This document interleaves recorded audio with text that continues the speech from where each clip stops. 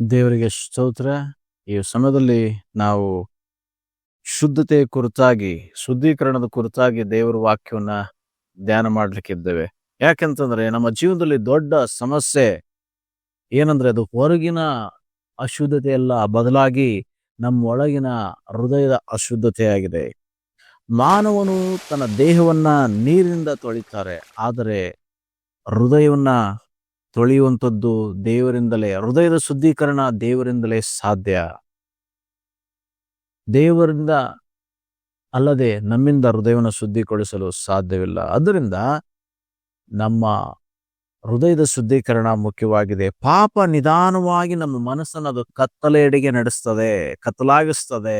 ಆದರೆ ಯೇಸುವಿನ ರಕ್ತವು ನಮ್ಮನ್ನ ಬೆಳಕಿನೆಡೆಗೆ ನಡೆಸ್ತಕ್ಕಂಥದ್ದಾಗಿದೆ.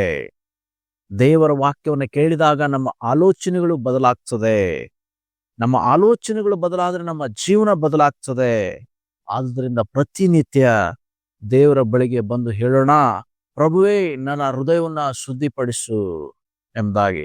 ಕೀರ್ತನೆಗಾರನು ಕೀರ್ತನೆಯಲ್ಲಿ 51ನೇ ಅಧ್ಯಾಯ ವಚನ 10ರಲ್ಲಿ ಹೀಗೆ ಹೇಳ್ತದಾನೆ, ದೇವರೇ ನನ್ನಲ್ಲಿ ಶುದ್ಧ ಹೃದಯವನ್ನ ನಿರ್ಮಿಸು, ನನಗೆ ಸ್ಥಿರ ಚಿತ್ತವನ್ನು ಅನುಗ್ರಹಿಸು, ನನ್ನನ್ನು ನೂತನ ಪಡಿಸು ಎಂಬುದಾಗಿ ಭಕ್ತನಲ್ಲಿ ಕೇಳ್ಕೊಳ್ಳೋದನ್ನು ನೋಡ್ತಾ ಇದ್ದಾರೆ. ಅದರಿಂದ ನಿನ್ನ ಪ್ರಾರ್ಥನೆ ಇದಾಗಿರ್ಬೇಕು, ದೇವರೇ ನನ್ನ ಹೃದಯವನ್ನ ಶುದ್ಧಿಪಡಿಸು, ನನಗೆ ಶುದ್ಧ ಹೃದಯವನ್ನಾಗಿರ್ಲಿಕ್ಕೆ ಸ್ಥಿರ ಚಿತ್ತವನ್ನು ಅನುಗ್ರಹಿಸು, ಪರಿಶುದ್ಧ ಜೀವಿತ ಜೀವಿಸ್ಲಿಕ್ಕೆ ಸ್ಥಿರ ಚಿತ್ತವನ್ನು ಅನುಗ್ರಹಿಸು, ನನ್ನ ನೂತನ ಪಡಿಸು ಎಂಬುದಾಗಿ ಪ್ರತಿನಿತ್ಯ ನಮ್ಮ ಪ್ರಾರ್ಥನೆ ಆಗಿರ್ಬೇಕಾಗಿದೆ. ಯಾಕೆಂತಂದ್ರೆ ನಮ್ಮ ಜೀವಿತದಲ್ಲಿ ಪ್ರತಿನಿತ್ಯ ಪಾಪಗಳು ಅದು ಹರಿದು ಬರ್ತಕ್ಕಂಥದ್ದಾಗಿದೆ. ನಾನು ಕಳೆದ ದಿನದಲ್ಲಿ ಪ್ರಯಾಣಿಸ್ತಿರುವಂತ ಸಮಯದಲ್ಲಿ ನಾನು ರಸ್ತೆ ಬದಿಯಲ್ಲಿ ಆ ಚರಂಡಿ ಸ್ವಚ್ಛಗೊಳಿಸ್ತಕ್ಕಂಥ ಜನರನ್ನ ನೋಡ್ತಾ ಇದ್ದೆ. ಎಷ್ಟೊಂದು ಕಸ, ಎಷ್ಟೊಂದು ಅಲ್ಲಿ ತ್ಯಾಜ್ಯಗಳು ತುಂಬಿ ಅವರು ಆ ಚರಂಡಿಯಿಂದ ಎತ್ತಿ ಹಾಕುವಾಗ ಅರ್ಧ ರಸ್ತೆ ತುಂಬುವಷ್ಟು ಕಸ, ಅಷ್ಟೊಂದು ಕಸ ಆ ಚರಂಡಿಯಲ್ಲಿ ಬಂದು ನೀರು ಹರಿದು ಹೋಗ್ಲಿಕ್ಕೆ ಸ್ಥಳವೇ ಇಲ್ಲ. ಹಾಗೆ ಚರಂಡಿ ತುಂಬಿಕೊಂಡಿದೆ. ಅದರಿಂದ ಏನ್ ಮಾಡ್ತಾ ಇದ್ದಾರೆ, ಅದನ್ನು ಶುದ್ಧೀಕರಿಸ್ತಾ ಇದ್ದಾರೆ. ಅದೇ ರೀತಿಯಲ್ಲಿ ನಿನ್ನ ಜೀವಿತದಲ್ಲಿ ಪ್ರತಿನಿತ್ಯ ಪಾಪಗಳು ಹರಿದು ಹೋಗ್ತಾ ಇರುತ್ತೆ. ಆ ಚರಂಡಿಯಂತೆ ನಮ್ಮ ಹೃದಯವೂ ಸಹ ಏನಾಗ್ತದೆ, ಈ ಪಾಪಗಳು ತುಂಬಿ ತುಂಬಿ ತುಂಬಿ ಅದೇನಾಗ್ತದೆ, ಅದು ಬ್ಲಾಕ್ ಆಗಿಬಿಡ್ತದೆ. ದೇವರ ವಾಕ್ಯವನ್ನ ಕೇಳಿಸಿಕೊಂಡ್ರೂ ಸಹ ಅದು ಏನಾಗಲ್ಲ, ಒಳಗಡೆ ಹೋಗಲ್ಲ. ಯಾಕಂದ್ರೆ ನಮ್ಮ ಹೃದಯ ಎಂಬ ಆ ಒಂದು ಚರಂಡಿ ರೀತಿಯಲ್ಲಿ ನಮ್ಮ ಹೃದಯ ಏನಾಗಿದೆ ಅಂದ್ರೆ ತುಂಬಾ ಕಸಗಳು, ಪಾಪವೆಂಬ ಕಸಗಳು, ಮಲಿನತೆ ತುಂಬಿಕೊಂಡು ದೇವರ ವಾಕ್ಯ ನಮ್ಮ ಒಳಗೆ ಹರಿಲಿಕ್ಕೆ ಅದು ಅಡ್ಡಿಪಡಿಸ್ತಕ್ಕಂಥದ್ದಾಗಿದೆ.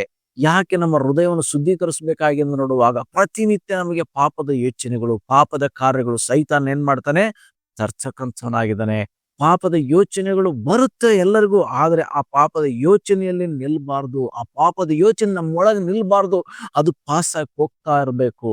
ಪಾಪಕ್ಕೆ ನಮ್ಮಲ್ಲಿ ಜಾಗ ಕೊಡೋದಾದ್ರೆ ಏನ್ ಮಾಡ್ತದೆ, ಅದು ಇನ್ನೂ ಅನೇಕ ಪಾಪಗಳನ್ನ ಮಾಡುವಂತೆ ಅದು ನಮಗೆ ಪ್ರೇರಿಸ್ತಕ್ಕಂಥದ್ದಾಗಿದೆ. ಚರಂಡಿಯಲ್ಲಿ ಕಸ ತುಂಬಿಕೊಳ್ತಕ್ಕಂಥದ್ದು ಹಾಗೇನೆ.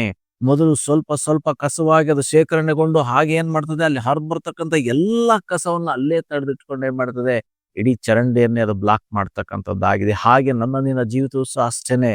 ಒಂದು ಪಾಪಕ್ಕೆ ನಿನ್ನ ಜೀವಿತದಲ್ಲಿ ನೀನು ಅವಕಾಶ ಕೊಡೋದಾದ್ರೆ, ಒಂದು ಪಾಪ, ಎರಡು ಪಾಪಗಳನ್ನ, ಎರಡು ಪಾಪ 4, 10 ಹೀಗೆ ಎಲ್ಲ ಏನ್ ಮಾಡ್ತದೆ, ಅನೇಕ ಪಾಪಗಳನ್ನ ನಾವು ಮಗ್ನರಾಗ್ಬಿಟ್ಟು ಅದರಲ್ಲೇ ಇದ್ಬಿಟ್ಟು ನಮಗೆ ದೇವರ ವಾಕ್ಯ ನಮ್ಮ ಒಳಗೆ ಹೋಗದ ಹಾಗೆ ಆ ಪಾಪ ನಮ್ಮನ್ನ ಅಡ್ಡಿ ಮಾಡ್ತಕ್ಕಂಥದ್ದಾಗಿದೆ ಪ್ರೇರೆ.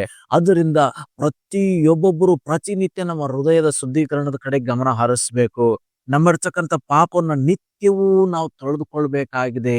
ನಿತ್ಯವೂ ಯಾಕೆ ತೊಳ್ಕೊಳ್ಬೇಕಾಗಿದೆ ಅಂತಂದ್ರೆ, ನಮಗೆ ನಿತ್ಯವೂ ಈ ಲೋಕದಲ್ಲಿ ಪಾಪದ ಸಂಗತಿಗಳು ನಮ್ಮ ಜೀವಿತದಲ್ಲಿ ಹಾದು ಹೋಗ್ತಾ ಇರ್ತವೆ. ಪಾಪದ ಲೋಕದಲ್ಲಿ ನಾವಿದ್ದೇವೆ. ಸೈತಾನನ ಪ್ರಭಾವಕ್ಕೆ ಒಳಗಾಗಿರ್ತಕ್ಕಂಥ ಪ್ರಪಂಚದಲ್ಲಿ ನಾವಿದ್ದೇವೆ. ಆದ್ದರಿಂದ ನಾವು ನಿತ್ಯವೂ ನಮ್ಮನ್ನು ಶುದ್ಧೀಕರಿಸಿಕೊಳ್ತಕ್ಕಂಥದ್ದು ಬಹಳ ಪ್ರಾಮುಖ್ಯತೆಯನ್ನು ವಹಿಸ್ತಕ್ಕಂಥದ್ದಾಗಿದೆ. ಒಂದು ವೇಳೆ ನಾವು ಶುದ್ಧೀಕರಿಸದೆ ಹೋದ್ರೆ ಏನಾಗ್ತದೆ ಅಂತ ನೋಡುವಾಗ, ದೇವರಿಗಾಗಿ ನಾವು ಫಲ ಕೊಡ್ಲಿಕ್ಕೆ ಸಾಧ್ಯವಿಲ್ಲ, ದೇವರಿಗಾಗಿ ನಾವು ಜೀವಿಸ್ಲಿಕ್ಕೆ ಸಾಧ್ಯವಿಲ್ಲ, ನಾವು ಪರಿಶುದ್ಧರಾಗಿ ಜೀವಿಸ್ಲಿಕ್ಕೆ ಸಾಧ್ಯವಿಲ್ಲ, ನಾವು ದೇವರ ರಾಜ್ಯವನ್ನು ಸೇರ್ಲಿಕ್ಕೆ ಸಾಧ್ಯವಿಲ್ಲ, ದೇವರನ್ನು ನೋಡ್ಲಿಕ್ಕೆ ಸಾಧ್ಯವಿಲ್ಲ. ಯಾಕಂದ್ರೆ ನಮ್ಮಲ್ಲಿ ಪಾಪ ಇರುವಾಗ ನಾವು ದೇವ್ರನ್ನ ನೋಡಲಾರೆವು. ಯಾಕಂದ್ರೆ ಪರಿಶುದ್ಧತೆ ಇಲ್ಲದೆ ಯಾರೂ ದೇವ್ರನ್ನ ನೋಡ್ಲಿಕ್ಕೆ ಆಗೋದಿಲ್ಲ ಎಂಬ ದೇವ್ರ ವಾಕ್ಯದಲ್ಲಿ ನೋಡ್ತೇವೆ ಪ್ರೇರೆ. ಅದರಿಂದ ಪ್ರತಿನಿತ್ಯ ನಮ್ಮನ್ನು ನಾವು ಶುದ್ಧೀಕರಿಸಿಕೊಳ್ತಕ್ಕಂಥದ್ದು ಬಹಳ ಮುಖ್ಯವಾಗಿದೆ. ಒಂದು ವೇಳೆ ನಾವು ಶುದ್ಧೀಕರಿಸ್ತಾ ಇದ್ರೆ ನಮಗೇನಾಗ್ತದೆ ಅಂತಂದ್ರೆ, ಪ್ರಕಟಣೆ 21ನೇ ಅಧ್ಯಾಯದಲ್ಲಿ ಹೇಳುವ ಹಾಗೆ ನಮಗೆ ಬೆಂಕಿ ಗಂಧಕಗಳು ಕೆರೆ ನಮ್ಮ ಸ್ಥಳ ಆಗ್ತದೆ. ಅದರಿಂದ ನಾವ್ಯಾರು ಸಹ ನಾಶವಾಗ್ತಕ್ಕಂಥದ್ದು, ನಾವ್ಯಾರು ಸಹ ಆ ನಿತ್ಯ ದಂಡನೆಗೆ ಹೋಗ್ತಕ್ಕಂಥದ್ದು ದೇವರ ಉದ್ದೇಶ ಅಲ್ಲ. ನಾವೆಲ್ಲರೂ ಏನ್ ಮಾಡ್ಬೇಕಾಗಿದೆ, ಈ ಲೋಕಯಾತ್ರೆಯನ್ನ ಮುಗಿಸುವಾಗ ಆತನ ಬಳಿಗೆ ಸೇರ್ಕೋಬೇಕೆಂಬುದಾಗಿ ಆತನ ಆಲೋಚನೆ. ಆತನ ಬಳಿಗೆ ನಾನು ಹೋಗ್ಬೇಕು. ನೀನ್ ಹೋಗ್ಬೇಕಂದ್ರೆ ಒಂದು ದಿನದ ಕ್ರಿಯೆ ಅಲ್ಲ, ಪ್ರತಿನಿತ್ಯ ನಾವೇನ್ ಮಾಡ್ಬೇಕಾಗಿದೆ, ನಮ್ಮನ್ನು ಶುದ್ಧಿಪಡಿಸ್ಕೊಳ್ಬೇಕಾಗಿದೆ. ಯೇಸು ಪ್ರಭು ಪರಲೋಕ ಪ್ರಾರ್ಥನೆಯಲ್ಲಿ ಕಲಿಸಿರ್ತಕ್ಕಂಥದ್ದು ಅದನ್ನೇ. ನಮ್ಮ ತಪ್ಪುಗಳನ್ನ ಪ್ರತಿನಿತ್ಯವೂ ಕ್ಷಮಾಪಣೆ ಮಾಡಿಕೊಳ್ಳೋದಕ್ಕಾಗಿ ಯೇಸು ಪ್ರಭು ತನ್ನ ಕರ್ತನ ಪ್ರಾರ್ಥನೆ ಕಳಿಸ್ಕೊಡೋದನ್ನ ನಾವು ನೋಡ್ತಾ ಇದ್ದೇವೆ. ಅದರಿಂದ ನಮ್ಮ ಪ್ರಾರ್ಥನೆಯಲ್ಲಿ ನಿತ್ಯವೂ ಕ್ಷಮಾಪಣೆಯನ್ನು ಕೇಳುತ್ತಾ, ನಿತ್ಯವೂ ನಮ್ಮನ್ನು ಶುದ್ಧಿಪಡಿಸಿಕೊಳ್ಳೋದ್ರ ಕಡೆಗೆ ಗಮನ ಹರಿಸ್ತಾ ನಾವು ಜೀವಿಸಬೇಕಾಗಿದೆ. ಯಾಕಂದ್ರೆ 1 ಯೋಹಾನನ ಪತ್ರಿಕೆ 1ನೇ ಅಧ್ಯಾಯ ವಚನ 7ರಲ್ಲಿ ಈ ರೀತಿಯಾಗಿ ನೋಡ್ತೇವೆ, ಆದರೆ ಆತನು ಬೆಳಕಿನಲ್ಲಿರುವಂತೆಯೇ ನಾವು ಬೆಳಕಿನಲ್ಲಿ ನಡೆದರೆ ನಾವು ಒಬ್ಬರ ಸಂಗಡಲೊಬ್ಬರು ಅನ್ಯೋನ್ಯತೆಯಲ್ಲಿದ್ದೇವೆ ಮತ್ತು ಆತನ ಮಗನಾದ ಯೇಸುವಿನ ರಕ್ತವು ಸಕಲ ಪಾಪಗಳನ್ನ ನಿವಾರಣೆ ಮಾಡಿ ನಮ್ಮನ್ನ ಶುದ್ಧಿ ಮಾಡ್ತದೆ ಎಂಬುದಾಗಿ ದೇವರ ವಾಕ್ಯದಲ್ಲಿ ನಾವು ನೋಡ್ತೇವೆ ಪ್ರೇರೆ. ಅದರಿಂದ ನಾವೇನ್ ಮಾಡ್ಬೇಕಾಗಿದೆ ಅಂದ್ರೆ, ಆತನು ಬೆಳಕಿನಲ್ಲಿರುವಂತೆ ಆತನನ್ನು ಹಿಂಬಾಲಿಸ್ತಕ್ಕಂಥ ನಾವು ಏನ್ ಮಾಡ್ಬೇಕಾಗಿದೆ, ಬೆಳಕಿನಲ್ಲಿ ನಡಿಬೇಕಾಗಿದೆ. ಬೆಳಕಿನಲ್ಲಿ ನಾವು ನಡಿಬೇಕಂತಂದ್ರೆ ನಮ್ಮಲ್ಲಿರ್ತಕ್ಕಂಥ ಪಾಪ ಎಂಬ ಕತ್ತಲು ನಮ್ಮಿಂದ ದೂರ ಹೋಗ್ಬೇಕು, ಮಾಯವಾಗಬೇಕಾಗಿದೆ. ಪಾಪ ಎಂಬ ಕತ್ತಲನ್ನ ಹೃದಯದಲ್ಲಿ ಇಟ್ಟುಕೊಂಡು ಬೆಳಕು ಕೊಡ್ಲಿಕ್ಕೆ ಸಾಧ್ಯವಿಲ್ಲ. ಅದರಿಂದ ನಮ್ಮನ್ನು ಪ್ರತಿನಿತ್ಯ ಶುದ್ಧೀಕರಣ ಮಾಡಿಕೊಳ್ಳೋಣ. ಆ ಮೂಲಕವಾಗಿ ನಾವು ದೇವರ ನಾಮವನ್ನ ಮಹಿಮೆ ಮಾಡೋಣ. ಇವತ್ತು ನಿನ್ನ ಜೀವಿತಗಳಲ್ಲಿ ಯಾವ ಪಾಪಗಳು ತುಂಬಿಕೊಂಡಿದೆಯೋ ಆ ಪಾಪವನ್ನ ಕರ್ತನ ಹಸ್ತಕ್ಕೆ ಒಪ್ಪಿಸ್ಕೊಂಡು, ಸ್ವಾಮಿ ನಾ ಈ ಪಾಪದಲ್ಲಿ ಮುಳುಗಿದ್ದೇನೆ, ಈ ಪಾಪದಿಂದ ಹೊರ ಬರ್ಲಿಕ್ಕೆ ನನಗೆ ಆಗ್ತಾ ಇಲ್ಲ, ನನಗೆ ಸಹಾಯ ಮಾಡು. ಈಗ ಚರಂಡಿಯ ರೀತಿಯಲ್ಲಿ ನನ್ನ ಹೃದಯ ಬ್ಲಾಕ್ ಆಗಿದೆ ಸ್ವಾಮಿ, ಚರಂಡಿಯ ರೀತಿಯಲ್ಲಿ ಪಾಪ ಎಂಬ ಕಸನಲ್ಲಿ ತುಂಬಿಕೊಂಡಿದೆ, ಅದನ್ನ ನಿನ್ನ ಶುದ್ಧೀಕರಿಸು. ಈಗ ನಾನು ನಿನ್ಗೆ ಒಪ್ಪಿಸ್ತೇನೆ ಸ್ವಾಮಿ, ನನ್ನ ಶುದ್ಧೀಕರಿಸು. ನಾನು ಹೊರಗಡೆ ತೊಳ್ಕೊಳ್ಳಿಕ್ಕೆ ಶಕ್ತನಾಗಿದ್ದೇನೆ, ಒಳಗಡೆ ತೊಳ್ಕೊಳ್ಳಿಕ್ಕೆ ನನಗೆ ಶಕ್ತಿ ಸಾಲದು. ಒಳಗಡೆಯ ಶುದ್ಧತೆ ನಿನ್ನಿಂದಲೇ ಸಾಧ್ಯ ಸ್ವಾಮಿ, ನನ್ನ ಶುದ್ಧೀಕರಿಸು.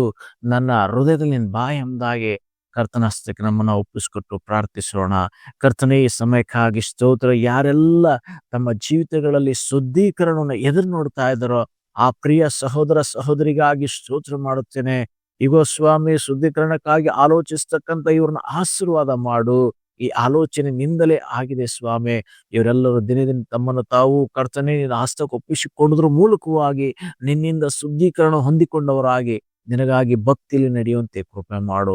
ಹಾಗೆ ಮಾಡೋ ದೇವರಾಗಿರೋದಕ್ಕಾಗಿ ಸ್ತೋತ್ರ. ಯೇಸುವಿನ ಹೆಸರಲ್ಲಿ ಪ್ರಾರ್ಥಿಸ್ತೇವೆ ಪರಲೋಕ ತಂದೆಯೇ, ಆಮೆನ್. ದೇವರು ನಿಮ್ಮನ್ನು ಆಶೀರ್ವಾದ ಮಾಡಲಿ.